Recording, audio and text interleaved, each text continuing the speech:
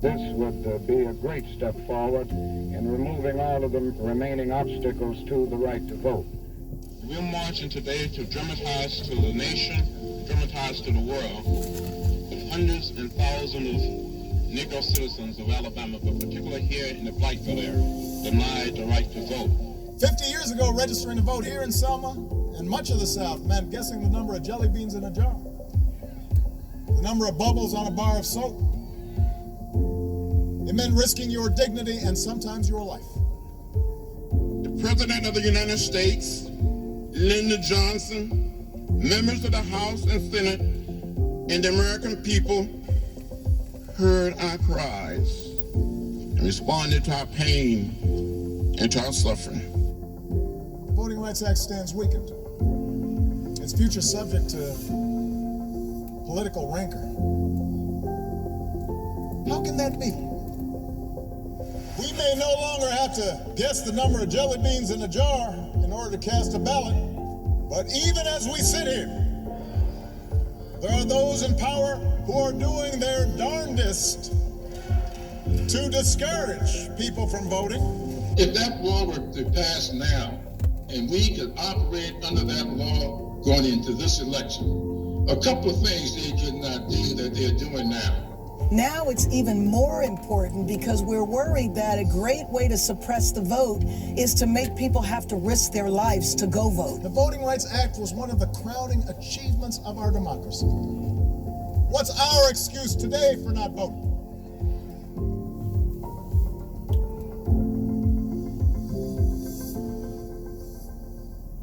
And I'm going to get to that.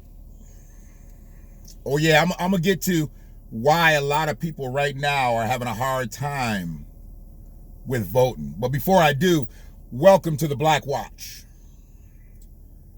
Yeah, I'm still sitting in the car. I'm gonna be in the car, and I might get into the office where I've kind of turned it into a makeshift studio.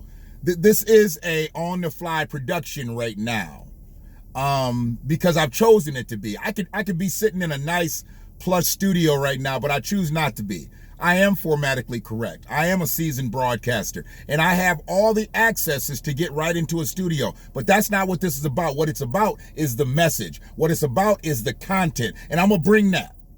I wasn't big enough to be on Facebook, so I had to come to YouTube to really get my message sent to the right channels. So that's why I created the BlackWatch YouTube channel. I don't really say my name. My government name is Shannon McFall. People in the cannabis industry know me as Kiefer Brotherland. My homeboys and homegirls know me as Buff.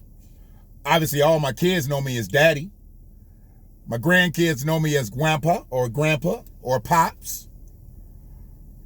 But y'all ain't got to worry about my name. My name it just don't matter here. What matters is the content. And I'm going to give you the content the same way I've always given it. For many people that are going to see these videos now and into the future, they have no idea who I am. All the people that had seen the videos in the past, they knew me personally, had seen me daily, other posts and things like that. But you know what? I just wasn't big enough. I wasn't big enough to be on Facebook. So I had to change up the game. So I had to create something once again from the ground. Because see, I don't believe in jumping on nobody else's bandwagon. I never have.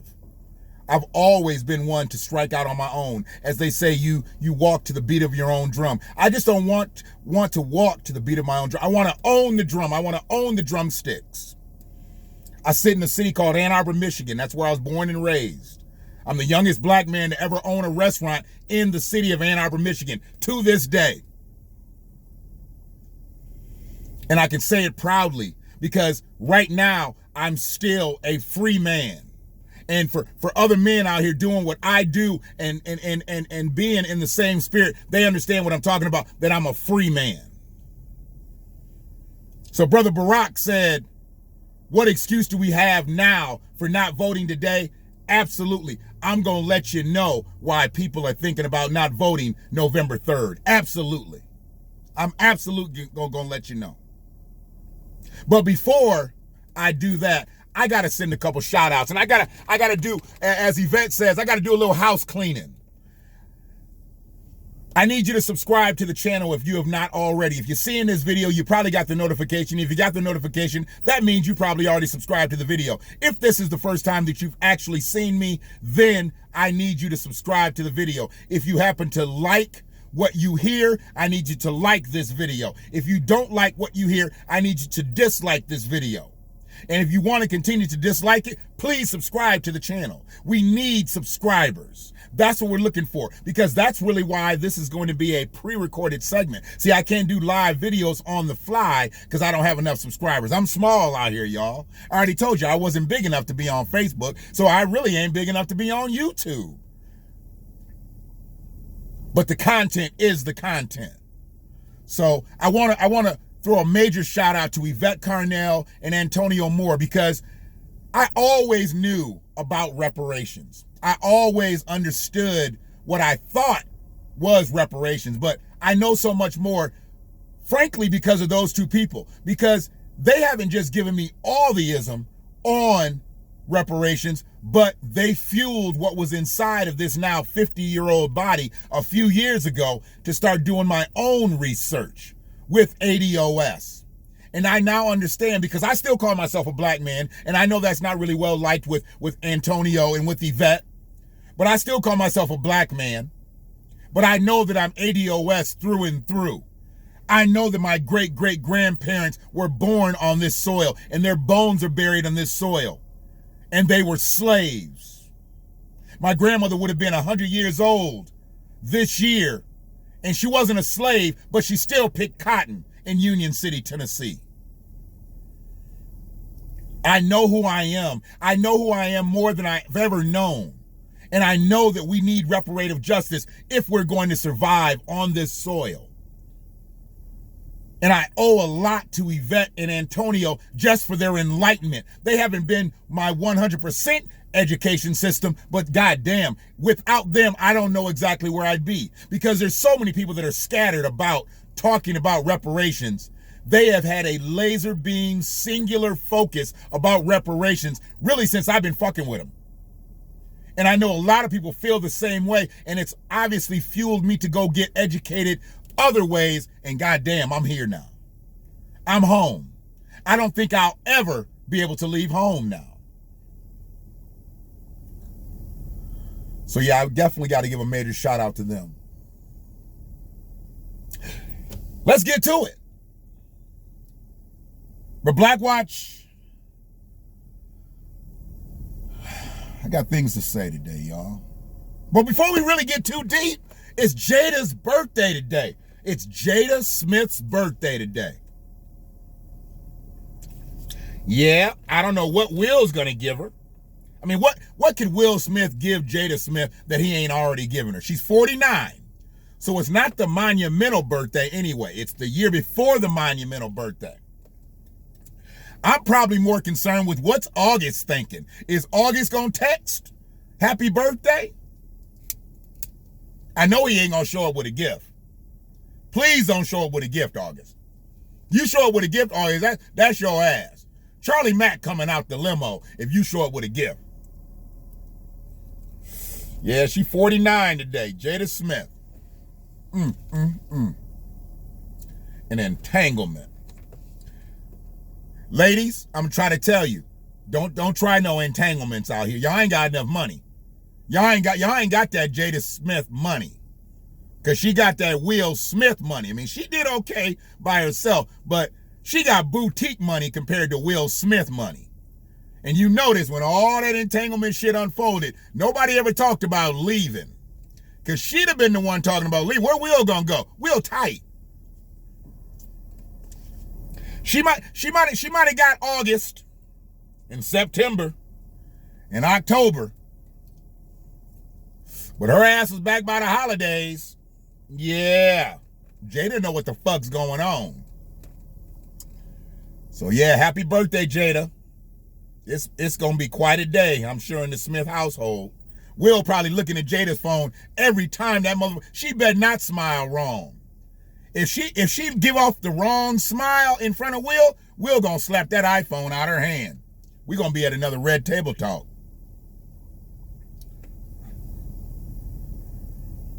And let me tell you something. I'm tired of seeing Roy Jones talking about he think he made a mistake. No, Roy. No. You didn't make a mistake. You've been talking shit all your life. And you walked in on the wrong one. See, Roy could have went after some of them people that he fought back in the day. And he could have beat up some of them people that he bought. But he fucked around and talked the wrong shit to Iron Mike. If you ain't seen Iron Mike's workout, you just oughta. You just ought to see Mike's workout. Mike looked like 1987. Roy don't want none of this. This is what, but this was about 6-7 years before Roy got big. Mike looking like 1987. Mike back training in his drawers. Remember Mike used to train in his drawers? He didn't have none on but his supporter cup and some drawers. Mike back training in his jaws. Back scaring his sparring partner. His sparring partner's backing up like, oh shit, nigga. Yeah. You done fucked up, Roy. You done fucked up. Don't play y'all must have forgot on the way into the ring, because I think you forgot. All that speed, it ain't gonna help you, because you ain't got all that speed. And we already know, Roy is Glass Joe. Mike hit Roy with one of them body shots and then an uppercut. They might as well bring Boys to Men up there and start singing it so hard, nigga. It's over. Somebody better let Mike know it's an exhibition. Please let Mike know this ain't for a belt, because Mike gonna kill Roy. That workout is terrifying. And Mike is in the weed business. Just think, Mike was back doing drugs and drinking champagne with little Japanese models. All Mike do now is smoke weed, and look how he look.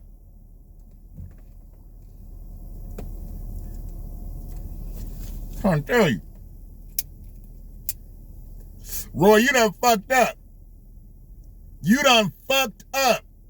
You should have let Mike alone. Should have let Mike just go on and smoke his joints, talk his little shit, go on his little Joe Rogan podcast. Well, I shouldn't say little Joe. Joe Rogan's a big motherfucker in the podcast world. So I ain't trying to start no beefs out here in YouTube. Joe Rogan is a beast out here in YouTube. Okay? If I'm going to talk podcasts, I prefer Joe Budden, but Joe Rogan is a beast out here. I get it. There's a lot of other motherfuckers that I'm going to talk about that are really up out here, because I ain't got no beefs with nobody. There's motherfuckers that I won't talk about because they don't deserve the airtime. They don't deserve to come through my mouth. I ain't got the best looking dental work, but I still got motherfuckers that don't deserve to be stirred around in my mouth. It is what it is. Y'all gonna learn who I am. Y'all gonna learn who I be, who I was, and who I'm gonna be. I ain't got much longer in this bitch. I'm 50 already. I'm probably 2/3 at minimum done. I don't know. I could check out tomorrow. But let's see if I can get this motherfucking clip done before I leave on y'all. Yeah, I got some random shit. Some real random shit. Because I really don't have a script, y'all. Even though I'm looking at some shit. It's some random shit. You know, y'all got to stop buying them goddamn bags of salad. I go to people's houses, and I ain't been to a lot of people's houses recently because it's been the pandemic. But I get tired of going to motherfuckers' houses and opening up their refrigerator and they have that bag of salad that's brown. You got a brown bag of salad in there means your ass ain't gonna eat that salad. You're gonna throw it away. What I've learned, if you ain't serious about eating salad, you get a bag of salad. If you serious about eating a salad, you'll get you a head of lettuce, you'll get you a tomato, you'll get you some onions, you'll get you some carrots, and you'll chop all that shit up yourself, and then you'll make a salad. When you ain't serious about no salad, you'll get a bag of salad. You get a bag of salad and throw it in the basket and make it look good. It make you feel good. You put it in the refrigerator, you make it look good. It make you feel good. Then you go eat your whole entree, all your desserts, all your snacks, and then 3 days later, that bag of salad is brown as a motherfucker. You just did that to make yourself feel good. And stop getting iceberg lettuce. Iceberg lettuce has no nutritional value. You might as well just have a couple glasses of water. Glasses of water have more nutritional value than iceberg lettuce. Stop eating that shit. But the bag of salad, Yeah, you ain't trying to eat no salad when you get a bag of salad. You trying to make it look good, especially when you get that bag that ain't the resealable bag. Because you know once you bust that bitch open, you got to eat the whole thing. You got to have a family that's going to eat the whole thing. You can't come back because ain't nobody going to put it in a Ziploc bag. What am I waste a Ziploc bag for a bag of salad that we ain't really going to eat? Now, if you get that resealable bag, you kind of halfway serious. But the only way you can really tell me you serious about eating salad is when you get a head of lettuce, a tomato, some onions, cucumbers, and all that shit, carrots and everything. That tells me you serious. But you got a bag of salad, I guarantee you that motherfucker turns brown before you eat it most of the time. That's some random shit, y'all. But it's real, and you know it's real. You know you done thrown away a couple bags of salad during the pandemic. And there's people out here that ain't got no food and you throwing away food. So y'all didn't eat that shit when you had all that scamulus money. You had that scamulus money. Then you had that unemployment. Motherfuckers wasn't working making $50,000 a year. Well, they didn't really make $50,000 a year. They was getting paid $1,000 a week. And they got that for about 3 months. And then the government said, no, we can't do this. These motherfuckers will never go back to work. They'll never go back. So they slowed that shit up. And all y'all motherfuckers that scammed, I need y'all to start putting y'all shit on Craigslist and Facebook Marketplace and all that so we can buy that shit. Y'all gonna need retainers. Because y'all about to go to jail. So y'all gonna need some attorneys. So let's get them flat screens and all that shit that y'all bought. All them PS4s and 5s. I don't know what's out. Xboxes and everything. Let's get all that shit. Get it out there before the holidays so I really ain't got to do no Christmas shopping. Well, I'm going to buy some used shit if I can. Because a lot of y'all going to jail. Scamulus money. Supposed to be stimulus, but it was scamulus. That unemployment money. No, y'all didn't have no job. It was unemployment. Fuck with me. But yeah. I mean, we're talking about salads. I mean, we can go from tossing salads to Andrew Gillum. Speaking of tossing salads, I don't know what Andrew Gillum's problem is. First, he was drugged. He was there for a wedding, and he was drugged. I knew he wasn't there for a wedding. Don't no married man go to a wedding without his wife. Especially a black man. A black man don't have no wife that he gonna say he gonna go to a wedding to, and his wife don't go. I don't give a fuck if she black or white. Wives love weddings. You know who loves weddings more than wives? Girlfriends. So Andrew at least could have had a girl with him and be like, oh, I came to a wedding. They'd be like, well, where's your wife? Well, it's just a friend that came. Could have been his mistress. No, when Andrew showed up in Florida and was passed out in that hotel room, butt naked, with his pussy blown out, I knew Andrew wasn't there in town for no wedding. Yeah, he wasn't there for no wedding. I knew that. And he said he was there for a wedding. And then he got drugged. He got sick. Nah, Andrew, you was there for a sexual escapade with 2 men. Call it what it is. Well, he is now. He says now he's bisexual. Andrew, we knew this. When you turned up, booty up in that hotel room, they got pictures all over the internet of you. You didn't look very gubernatorial there, Andrew. We kind of had an idea that you was bisexual. You didn't have to tell us that now. We knew you was bisexual. And you know who should be upset right now? The LGBTQIAAP should be upset. Because Andrew didn't own up to being gay then. But now he want to be gay. Why? Because he needs allegiance. Because black people ain't buying this shit. Black people off his ass. And not the way he wants them to be. Yeah.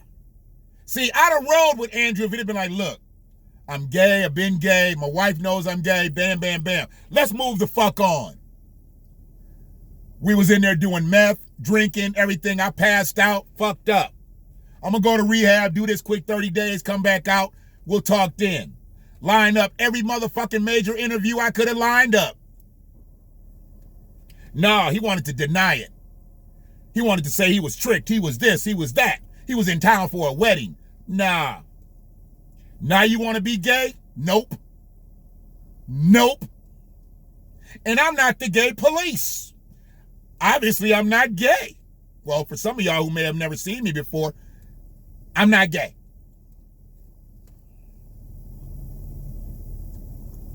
I knew Andrew was gay. Oh, yeah, I knew Andrew was gay.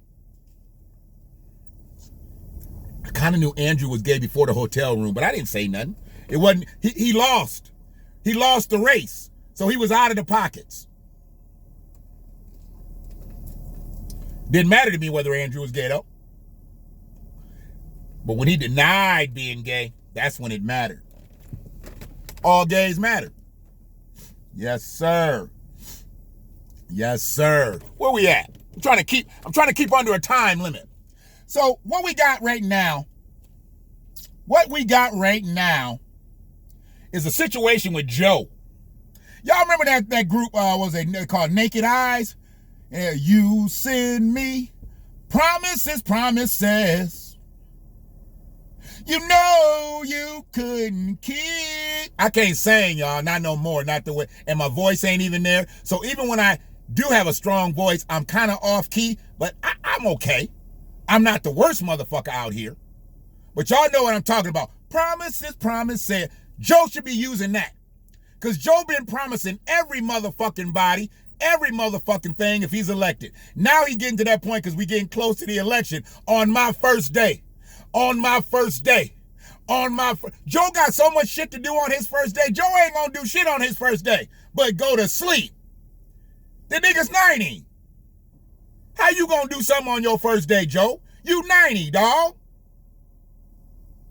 Joe ain't gonna do shit on his first day.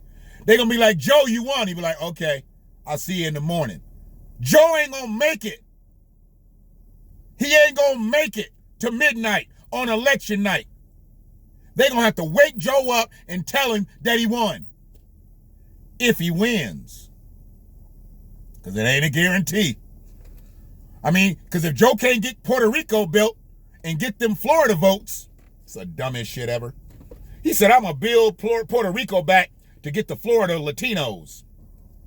How about you build Chicago back and get the Chicago blacks? How about you build Detroit back and get the Detroit blacks? How about you solve Flint's water problems?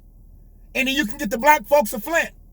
How about you just say, you know what? We're going to have a full schedule of reparations, a full legislation of reparative justice for black Americans on my first day. And you know what? If we can get the shit signed and notarized, you know, ain't shit good until it's notarized. Ask Dr. Dre's wife. I'll fuck with Joe. I mean, I've already donated to the campaign. Now they want more money. They want you to donate every motherfucking week up until the campaign, up until the election, every week. He said the only way we're going to win is if you keep donating. No. That's not going to help you win. What's going to help you win is having some policy, motherfucker. You ain't got no policy. The only thing you want is dollars right now. I need policy for my dollars, Joe. I ain't got no money to be out here just sending you every week all willy-nilly. I got a sick kid at home. I got grandkids. Hell, my woman, she looking for bill money right now. I'm hiding from her, Joe. I'm donating to your campaign, and I'm hiding from her to give her bill money. Give me some policy, Joe. You got to come through for me, Joe. You keep giving me these promises that you know you can't keep. Shit. Oh. And you know, if I'm going to talk about Joe, I got to talk about Kamala. You know, I said something about her Timbos, so I can't really talk about her Timbos no more. I got to talk about something new. Every time I talk to y'all on the BlackWatch, I'm going to talk about something new. And I'm going to talk about something new today. It looks as if the AKAs have really gotten behind Kamala. They said the AKA's been doing their thing out here. Ski-wee. Doing their thing. They've had over 11,000 donations from AKAs, which is total over $200,000. And you know what they're doing? They're doing donations of $19.08. $19.08. So that's 1908. And you know why they're doing 1908? Because that was the first year that the AKAs were in existence. Ain't that cute? Ain't that cute? Kamala ain't said shit about the AKAs. Y'all heard anything about the AKAs? I ain't heard shit about the AKAs. Y'all seen her banding up, taking selfies with the AKAs? Y'all seen her going to the HBCUs talking about the AKAs? Y'all seen her going to any other major universities talking about the AKAs? She ain't even wearing pink and green Timbos. She ain't even wearing pink and green koozies, or Chuck Taylors as we call them too. Kamala ain't said shit about the AKAs. But the AKAs with her. Why? Because it's anybody but Trump. And now that they got Kamala in there, ski-wee.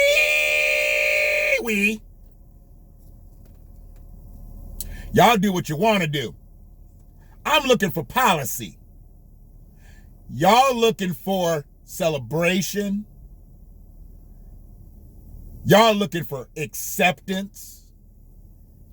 Y'all looking for that photo op. All I want is policy. That's what I need. I need policy. That's what makes this world go round. And if I see Kamala, I'm not going to give her applause. I'm going to give her pressure.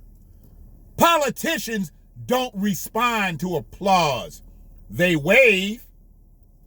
Politicians respond to pressure.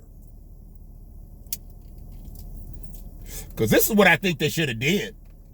This is what I think they should have did. Oh, yeah. I think they should have did this. Instead of the AKAs giving $19.08 for the first year that the AKAs were in existence, maybe they should have gave $16.19 for 1619 for the first slave that arrived here on this soil named Angela. Maybe they should have gave $17.76 for Independence Day. For 1776, when black people were still enslaved, even though the country was free. Maybe they should have gave $17.89 when they wrote the U.S. Constitution, when black people were still enslaved. How do you write a constitution for all Americans when you have enslaved people? Maybe they should have did 1789. How about 1863? They could have did $18.63 for the Emancipation Proclamation. If they would have did 1863, then that was talking about, yeah, we gonna let them free. And then maybe they could have did $18.65 because that's when we actually got free, in 1865. How about the next year, in 1866, they could have get $18.66 for the Civil Rights Bill, the Black Codes Bill. Because even though we free, we still had to have our own set of laws. Because we really weren't free. There was going to be white laws, that's called the U.S. Constitution. Then there was going to be the black codes. So they should have put in $18.66. Or how about 1870? They could have did $18.70 for the Voter Rights Act. Absolutely. Kamala's running for VP, first black woman VP. We've already had the first black president, so it would have been right in sync. But nah, they thought it was more important to donate about the first year of existence for the AKAs instead of the first year of voting rights for black people. Maybe they should have put in $19.65 because that's really when the Voters' Rights Act got in place. They just gave us the right to vote in 1870, but for another 95 years, they continued to beat the shit out of us every time we tried to vote. Kill us, rape us, brutalize us. So we really needed them to put that $19.65 on it. We don't want access, we only want acceptance, so we put $19.08 on the books.